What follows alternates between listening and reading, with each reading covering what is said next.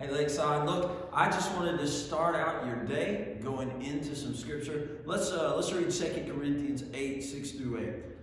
It says this, it says, "So we urge Titus, just as he had earlier made a beginning, to bring also to completion this act of grace on your part."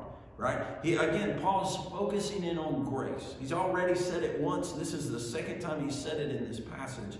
And he's talking about the Macedonian church. He says, "But since you excel in everything, right? In faith, in speech, in knowledge, and in complete earnestness, and in the love we have kindled in you, see that you also excel in this grace of giving."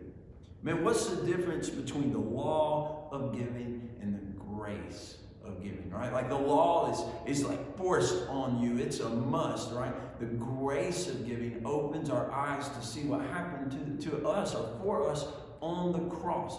That was the gift. God is a giver, right? And so because we're a reflection of him, our hearts are giving hearts as well. And that's kind of the whole mindset is we see the grace that's been given to us and then we pay it forward. Right? It's just constantly moving forward. Our arms, our hands are wide open. Here it comes. This is yours, Lord. This isn't mine. Look, how has the grace of giving changed you? And think about that. Has somebody ever given you something out of grace that it's changed you? Or how have you given something that's changed somebody else? And maybe that helped impact you. Listen, this is where we're going to close today. Father, help me see your grace in every area of my life so that I can continue to grow as a giver, just like you. We love you guys. We'll see you real soon, Lakeside.